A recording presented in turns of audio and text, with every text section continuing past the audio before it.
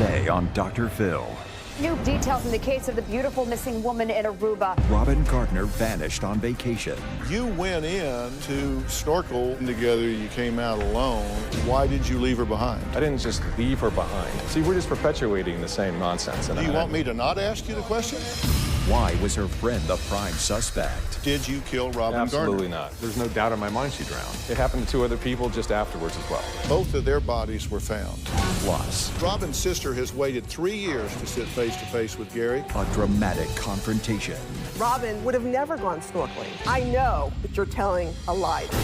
You took out insurance where if she gets killed, you get paid. I see what you're doing. You're focusing on the sinister part. Do you really think that's an inappropriate question for me to ask you? Stop playing the victim here. I am the victim. It was a dream vacation. Palm trees, warm island breezes, and miles of sandy white beaches.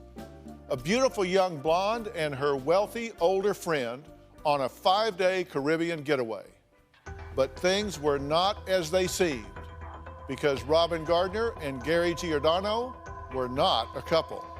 In fact, Robyn's boyfriend of 2 years was sitting at home, totally unaware that his lover had jetted off to Aruba with a man she met online. A man who took out a $1.5 million insurance policy on her just days before she left. They spent their first day in paradise exploring the island and dancing the night away under the stars. On the second day, they slept in and then set out for a late lunch, some sunbathing and snorkeling on a deserted beach. But that afternoon, 2 people went into the water and only one came out, Gary. Robyn Gardner's disappearance made huge headlines, and Gary was the prime suspect. There are new bombshell details in the case of the beautiful missing woman in Aruba. A beautiful young American tourist, Robyn Gardner, heads to an Aruban vacation with so-called traveling companion, Gary Giordano, as she's never seen again. Giordano told police Robyn was swept out to sea while they were snorkeling together. Joining me now is Robyn Gardner's boyfriend, Richard Forrester. You had thought Robyn was in Florida visiting her family. You had no idea she was in Aruba? That's right. I'm as much at a quandary as everybody else.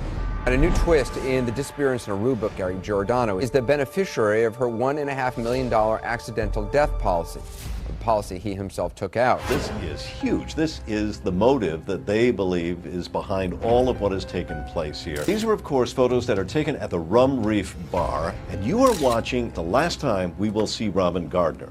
They had a very extensive search of the southern part of that island and found nothing. Police have arrested Gary Giordano as a suspect in her disappearance. Belligerent! That's how Aruban officials are describing Gary Giordano's attitude as he sits in jail. Gary Giordano was detained for months while Aruban authorities investigated the disappearance, but was eventually released. Cops now believe beautiful Robyn Gardner is dead. To this day, Robyn's disappearance remains a mystery. Well, Gary is here today, and he's here because he wants to prove his innocence. And for the first time, he will come face to face with one of Robyn's family members to answer the hard questions. But first, Gary explains what he says happened on the day Robyn vanished. On August 2nd, that fateful day, we woke up around noon and we had a morning drink, vodka and orange juice, and we headed out. So we got to the Rum Reef Hotel and we had lunch and then paid the bill and we left. So we made our way down to Baby Beach. The water's only a couple hundred yards from the restaurant. I said, do you want to jump in the water? She just got up and started headed toward the water. She was in her bare feet. I still had my sneakers on. She had a snorkel mask, I had a snorkel mask. We got into the water. She's in front of me. So as we're going, I could tell we're getting in deeper water. It wasn't a dramatic drop off. I could just tell at some point it was deeper. It was time to turn around. So I grabbed her, that would be her left leg, and gave her a tug. She turned and looked at me and I pointed in. She acknowledged. So I turned, and that's when it all went bad for me.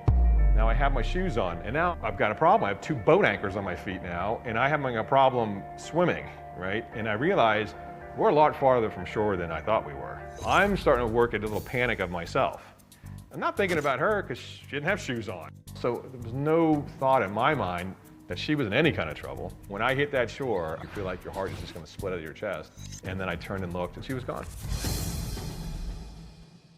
At this point, Gary says he got out of the water and ran 200 yards back to the Rum Reef Bar and Grill to look for help. I came back around to the restaurant, nobody was there. I heard some people talking, and then I turned and asked the women, can they call emergency, because I don't know the number there. Coast Guard showed up, helicopters showed up, police showed up, search began. I told them what happened, her shoes were there, her dress was there, and now it's nighttime. One of the Coast Guard, they said that you're not needed here anymore that evening. Hardly had any sleep. Next day, I met with the U.S. consulate. She said, do you want to call Robyn's mother and let her know what's going on? The first response from the mother was, did the alcohol kill her? And she said, you went in the water during shark feeding time. It just seemed a little cold. When I met with the mother, I said, hey, I'll stay here as long as you want in Aruba. She said to me, that's okay, you can leave. My cousin is coming in. She's gonna be my moral support. I went to the police station for my final interview. I told them I was leaving Aruba. I'm going home now. A few hours later, they arrested me in the airport. In Aruba, they can pretty much keep you as a suspect behind bars for 116 days, basically 4 months. Interrogated me over 60 times. They were just trying to frame me for whatever they can come up with. Never charged with a crime, no evidence of a crime. Okay, Gary, let's just jump right into this. Tell me, what's your goal in being here today? Sure, my goal is to really communicate the truth. There's been a lot of misreporting of the facts, and I just want to set the record straight. All right, so do you think that because of what's been misreported, as you say, that people have the wrong impression, that they think you're guilty of killing this girl? Absolutely. Right. Did you kill Robyn Gardner? Absolutely not, no. Did you cause her death? No. Do you feel guilty about the fact that she is missing? I feel regretful that we even went to that island.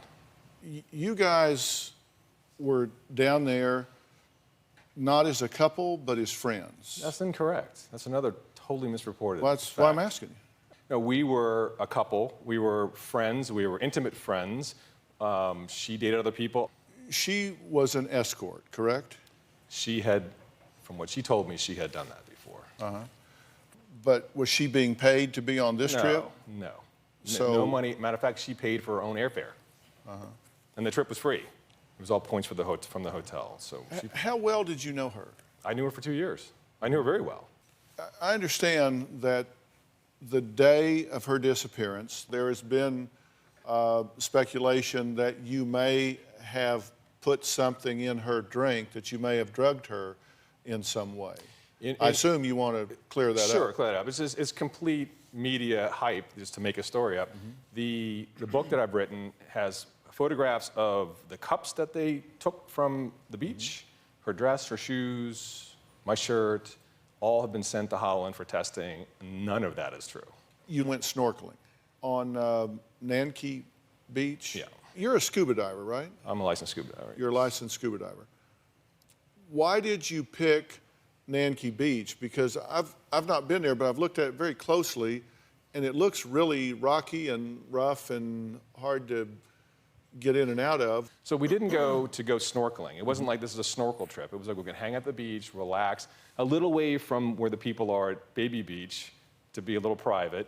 And then at the end, we decided, hey, do we want to jump in the water and look at the fish, feed the fish real quick? And we did. Mm-hmm.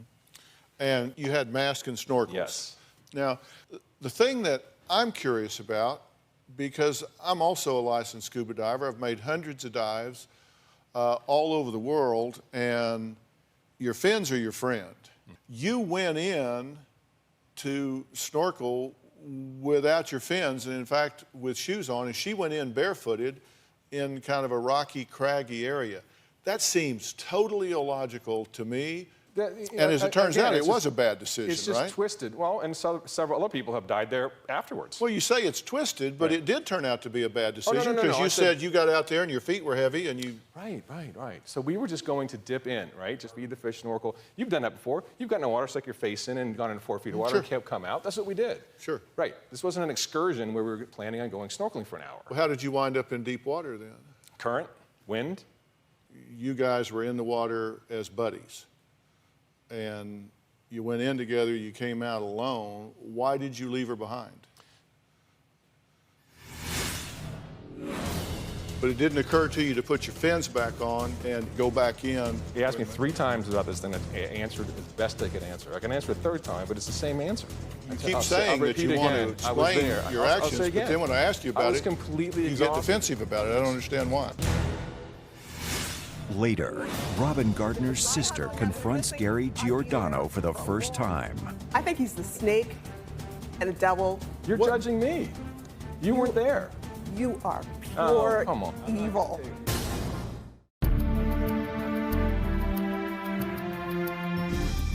Why did you leave her behind? I didn't leave her behind. I turned and had trouble. I had no thought that she was in danger. If I thought she was in danger, then I would turn to help. I'm the idiot that had the shoes on and went out too far. And now they're absorbed water and they're heavy. So I was the one in trouble. I didn't think she had any trouble. I didn't just leave her behind. See, we're just perpetuating the same nonsense. And do you want me to not ask you the questions? No, go ahead. No, go ahead. I'm just saying that. You want me to ask you the questions so you can respond or you don't? That's fine. That's fine. I'm just saying I'm telling you what happened. Back to being buddies in the water, you went in as 2 and came back as 1. That doesn't seem like a very good buddy system. It happened to 2 other people just afterwards as well. 2 other Americans, the same thing happened. Husband and wife swimming together at Baby Beach, right? The woman drowned, 48-year-old woman drowned. She drowned 4 weeks after I was released out of prison. An NBA basketball player, a year and 4 days after Robyn's drowning, drowned there as well, right in front of his wife. And why is that? Why do those people do? You're telling me this for a reason. Well, I'm telling you for a reason. Say people drown It's in this extremely area? dangerous there. I found out when I got back, and it's in the book. I did a lot of research to put this book together. It turns out that they had signs already made with the International Red Cross, with the Aruban government, some other governments. They already had these signs printed saying, big, huge signs saying, riptides, currents, swim at your own risk, wear life vests. They kept them in a warehouse, okay? Robyn would still be here if that sign was up because he wouldn't have gotten in the water. The American woman too, and the other man would have been alive. So American woman and an NBA player. Both of their bodies were found, but Robyn wasn't found. That's correct. Why do you think that is? My understanding is a lot of people, natives and other people that have come from Venezuela to come to, illegally to come over to Aruba, that are dropped off there at Baby Beach, is the southern part of the island. When they swim to shore, their bodies don't show up, but it's just not reported. You can't tell me that there's nobody else, nobody in Aruba has ever gone missing at sea. Now, once you're in there, you're on ground, you're safe, you turn around, she's gone. Gone. Why not get your fins, your mask, go get her? You are the most immediate trained help there. You are a certified scuba diver with gear in your car, fins and mask. Why didn't you go back in the water after your friend? The same reason why I called the Coast Guard, and none of them got in the water. I stayed there till dark, and not one single person got in that water. You knew that hours later. No, I'm asking you at the moment. Because it's dangerous. I'll tell you why. Because I just came out. I fought for my life to get back. I'm exhausted. I'm completely exhausted. My heart's pounding out of my chest, exhausted. It's not going to do her or me any good to jump back in that water, right? So it's time to go get help. That's what I did. It's a choice. Did you and scream? I made that choice. Did you scream for help at the time? There was nobody to scream to. So I ran to the restaurant to get help. But it didn't occur to you to put your fins back on, get your mask and snorkel, and you're tired, your heart is pounding, you're exhausted. That didn't occur to you to go back in with proper equipment. You asked me 3 times about this thing. I answered as best I could answer. I can answer a 3rd time, but it's the same answer. That's the choice I made. Based on my physical being, that's the choice I made. Okay. Well, I'm asking you because I'm not understanding your mindset time. You keep saying that you want to explain your actions, but then when I ask you about it, completely you get defensive about it. I don't understand why. I'll explain it again for the same way again. Well, I'm not dumb. I can follow you. I promise I'll keep up. When I was there, as exhausted as I was, right, I decided to go back in the water was not an option. It was not an option. All right, so you go to the restaurant at that point, and you said it was full of cars and people there. That was when you left, right? When you got back. Storm shutters are closed. It's sealed up like a tuna can. Yeah. Right. So they've buttoned up and gone home. You went the last place you saw people. Right. We'll be right back.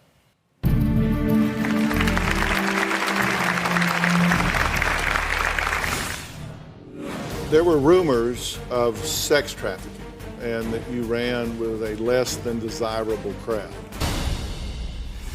And later, you're focusing on the killing part or the death part. That's kind of, I see what you're doing. well, and that's she's fine. missing. Let's stop playing the victim here. I am the victim. So this whole experience has just been horrific. The media misrepresented what I said. Do I think Robyn drowned? There's no doubt in my mind she drowned. I didn't do anything wrong, so I don't have a remorseful feeling. I have regret. I have regret I ever landed in Aruba. We have surveillance footage that was taken at 6:16 p.m. that day. And at this point, you had been out of the water how long, as we're seeing this? A couple of minutes, I'd say. So you'd only been out of the water a couple of minutes, but you're not wet by this point. You're not leaving wet marks on the... That's just ridiculous, right? It's not a cartoon. My shoes are soaking wet. My pants, how can you tell if those are dry or not? No, I'm saying... Oh, no, all right. I thought you were making the allegation. No, you're not leaving. I didn't see water trail behind you. I don't know. Right. When the detective showed up, I pulled off my shoes and wringing out my socks, even hours later. So soaking wet shoes, soaking wet socks. Can't see it from a surveillance camera, but... There were 3 witnesses, right, that you interacted with at that point. Witness statement number 1 was a male, and he says, the guy kept saying, lost her, oh man, and the current must have went with her. I heard my wife ask something about blood. I immediately heard him say, no, that's my girlfriend, I wouldn't kill her. While I was speaking with him, he smelled of alcohol. I think it was vodka, it could also be rum. As far as I know, vodka you can't smell, but these are just comments somebody's made that are just inaccurate. Witness 2, another female said, what I thought was strange was that this man was not searching. I noticed he was not panicked. There was a scratch on his throat. The man was under the influence of alcohol because I could smell it. These are reports that were taken days later after this. The media came and gone, and they're going to get part of this. They're going to get a piece of this story. It's all nonsense. So you think they were dramatizing this to inject themselves into the story? And it's repeated in the book how many people have done that. Okay, so you were not smelling of alcohol at the time? No. You didn't have a scratch on your neck? That's right. You put up that picture right there is just a couple days after. Do you see a scratch on the throat? No. And there's a detective, the head of detectives, he even wrote on his report that I kept on looking at my watch saying she must be dead by now. I haven't worn a watch in 20 years.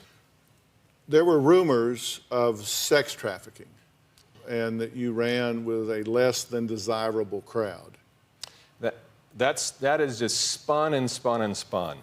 All right, next, Robyn's sister has waited 3 years to sit face-to-face with Gary. Plus, why did Gary take out a $1.5 million accident insurance policy on his traveling companion? We'll be right back. I think this was definitely premeditated murder. Gary has changed his story 1,000,000 times. I loathe him. After Gardner's disappearance, Giordano reportedly stood to gain $1.5 million in insurance money through a policy he bought specifically for their 5-day trip. It's just nonsense. Didn't go out and buy life insurance. Number one, it was not life insurance. It was travel insurance, which I purchase travel insurance all the time. Travel insurance is a common thing. It's cheap, you get it, and you're covered. I know Robyn was not, wealthy, and she had just lost her job, so no health insurance. So, why not get it? Now, Robyn's sister says, Gary, well, she just says he's a lying snake who murdered her younger sister. Take a look. I believe Robyn was murdered by Gary Giordano. I think this was definitely premeditated murder. Gary has changed his story 1,000,000 times. It's very interesting how Robyn just disappeared. I think Gary's motives were, first and foremost, money. I loathe him. He's a sinister, sinister man. I think he's a snake. Okay, now you have never met nor spoken to Gary, correct? That's correct. How do you feel about being here with him today and what's been said so far today? He didn't get the insurance, so that's why he wrote the book. He's trying to make money. He's sinister. What she's talking about is you got an insurance policy on Robyn for this trip, correct?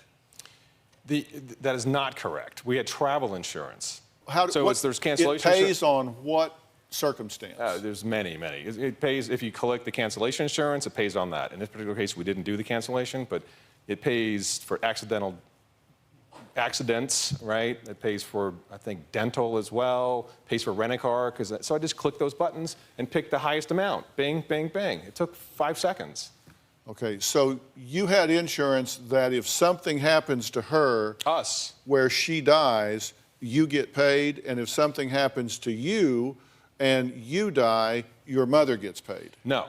So when you purchase the insurance, right, you purchase the insurance, and just like any other insurance you purchase, if you don't specify a beneficiary, it goes to your next of kin, okay? In my case, I went ahead and made it clear, because I've purchased travel insurance in the past. I want to make it very clear where it goes to. So we filled out another beneficiary form and said, I want my mother to be the beneficiary.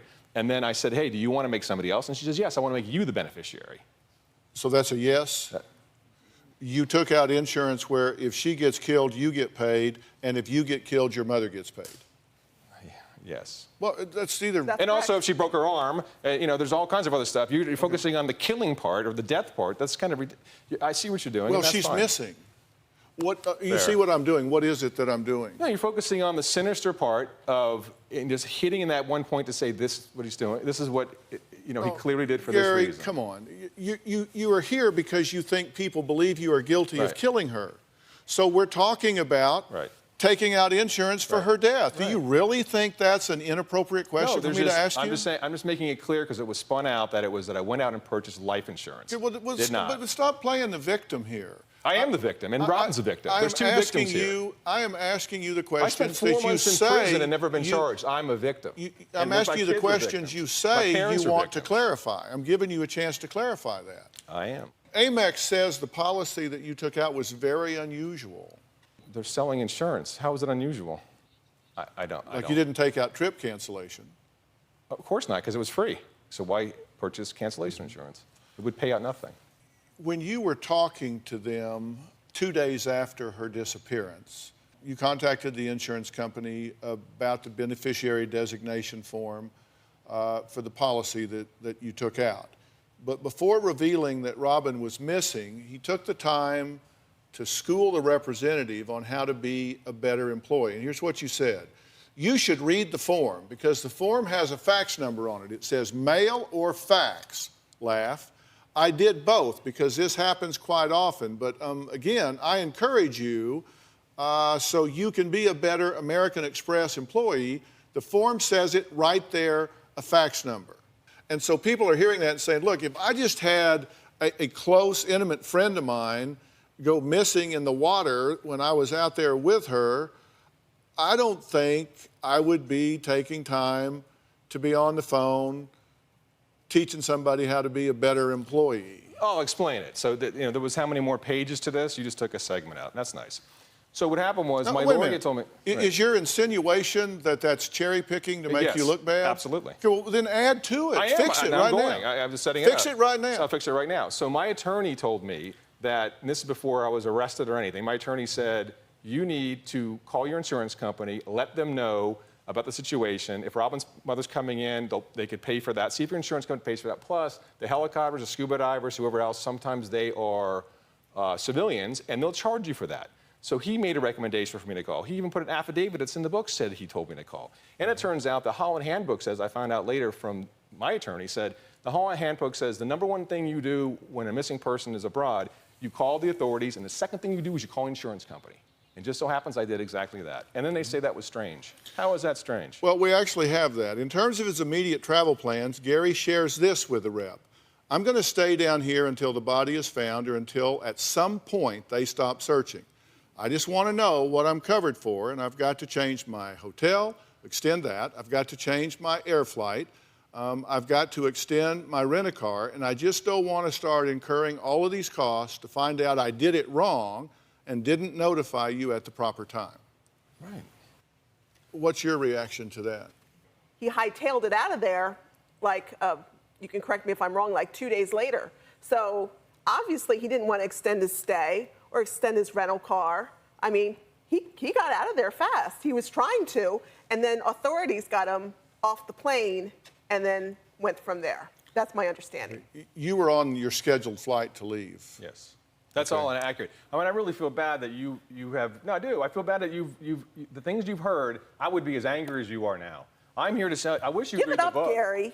I wish you read the book because you would see that. So let me respond to that. Let me respond to that. Absolutely not. Okay, that book is full of lies How do you know you didn't and read it? inconsistencies. Okay, you didn't read it. I know you're upset. I'm sorry. So let me respond to that. I didn't leave. You're so arrogant. That was a regularly scheduled flight, and that's when I went on. Actually, the U.S. Consulate also said you should leave that day. If you cared about Robyn, you'd stay there longer and look for her. If it was my husband that was missing, I'd be there for a long time looking for my sister, not just trying to get out of there. When did you arrive there? I wasn't there. I'm saying if that were to happen So your sister was there and you didn't, so you would say you would do that, but you didn't do that. You're judging me. You weren't there. You are pure come on. I'm not going to take, okay, this will be enough of that. All right, let's take a break. There are some inconsistencies in Gary's story that Danielle points to. We'll talk about them one by one when we come back and give Gary a chance to clear them up.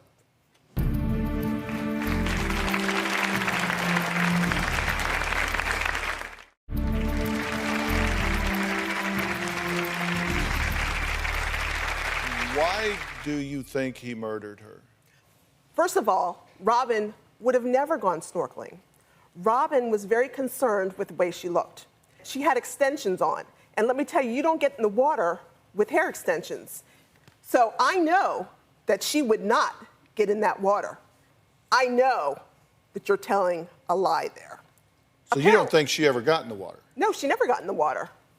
When the authorities found him, I heard that just his shoes were wet, not his swimming trunks.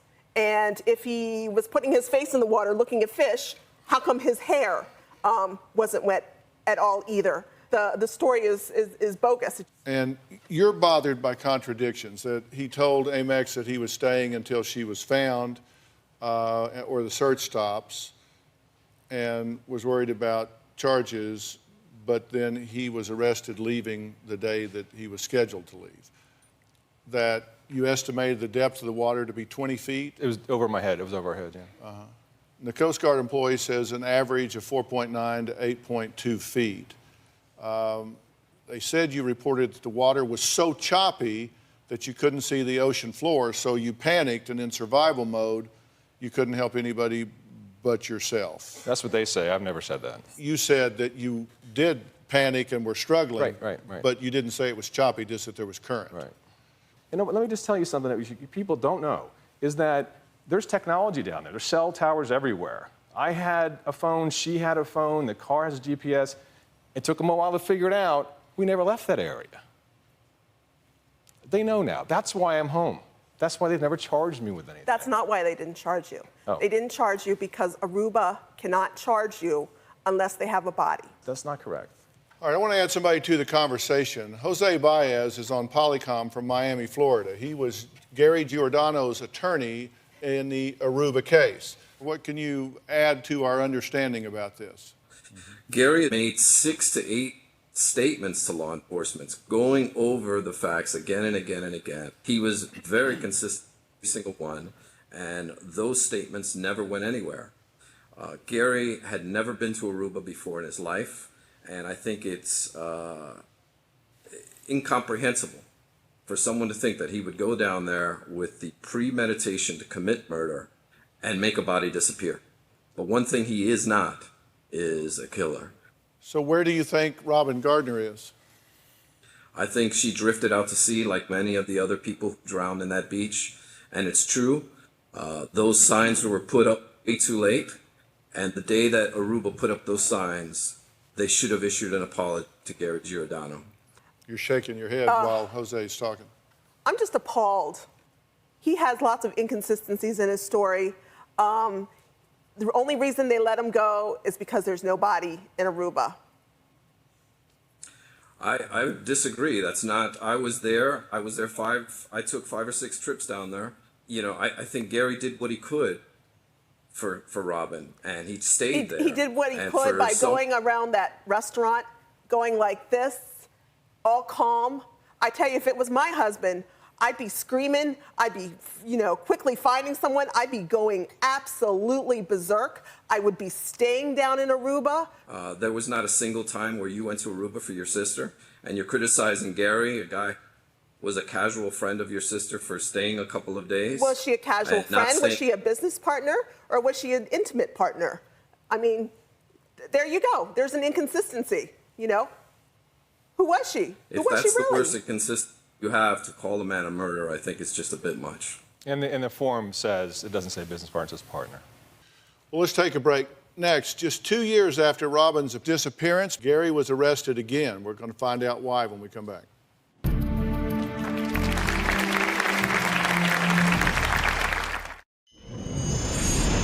I spent 4 months in the worst prison in the world, an outdoor prison, where birds fly into your cell, rainwater floods the floor, no sink, no running water. They put me in solitary confinement, so I couldn't see TV, couldn't read newspapers, couldn't make phone calls. Horrible. No crime, no evidence of a crime, but I spent 4 months in prison fighting for my life. Now, almost a year later, Gary was in the news again. This time, they said for indecent exposure. Put a context around that. Sure. This particular day, we pulled in the garage, and the attendant recognized me. This guy started approaching me in the parking garage, talking to me, and I brushed him off. Well, he had later called the police and reported something tawdry going on in the car. The police showed up, knew who I was, saw a camera and a video camera in the car, and that's what they wanted. They wanted to break the Aruba story. So they were just bravado. Well, they say they caught you naked on a mattress in the back of your car. Yeah, that's incorrect. They said that I was having sex in the car. They never said that. The press said that, right? Mm-hmm. We were changing to go out. And the charges were dropped there, too. The charges were completely dropped. Mm-hmm. Well, there are several women in your past that have reported you to the police, correct? Yeah. There's been a restraining order that was filed because this was from your ex-wife saying that she feared that you were going to physically harm her, and she accused you of domestic violence. True? True, she did that, yeah. Yeah, true, she did it. I'm not right, saying that you agree with her. Right. I'm just saying that she did it. Then Connie, your second wife, said that you were very aggressive, that you came home drunk. So let's start from the top. Okay. Right, so my first wife, I left the home because she assaulted me, and I called the police. And then in the book, there's emails of me saying, I'm not coming home because I'm afraid you're going to call the police and turn it around. She writes an email back, I would never lie in court. This is 10 years ago. I would never lie in court. You never harm me. You've never harmed the kids. It's in the book. Straight email, still on the Yahoo server in California. Mm-hmm. She's a liar. Connie, I have in the book also her note saying the demise of our relationship was her hitting me. Valerie Burke is another woman that she charged you with assault. Yeah. She said you choked and slapped her. Right. Did you? No. So she made the allegation. I was arrested, right, taken to jail, and then afterwards had proof, video proof in my house that everything she said was incorrect. And she also, before the assault charge, did a temporary restraining order. So that goes to court first. Once the judge saw the tape, and it's in the book, it's all there, says, you have seen it, but it is, it's all there. It says that she was lying throughout the whole thing, and they dropped the charges. Do you know any women that don't lie about you? That's why I wrote the book. I mean, it's there. Well, Gary supplied us with a videotape of him and Robyn having a conversation in bed. Take a look. It was widely reported that I met her on a website, lured her to Aruba, basically met her there for the first time. It's completely false. I've known Robyn for almost 2 years prior to that. We were close friends. Do you think I say mean things to you? Occasionally I do, because you're irritating, you say stuff. You stand me up, that's like the rudest thing you can do to somebody. And I'll give you a little bit of rope, but 3 times in a row is getting kind of boring. You can see we were close friends. That's why I provided that to the show. Did she know she was being recorded there? Yes. Why record that? What was your point? As I said, we recorded We were consenting adults, and we recorded. That's just a piece of the tape. First piece is intimate, that conversation, and then it ended. Next, Gary has never taken a polygraph to prove he didn't have anything to do with Robyn's disappearance. And he has a reason why. We'll find out when we come back.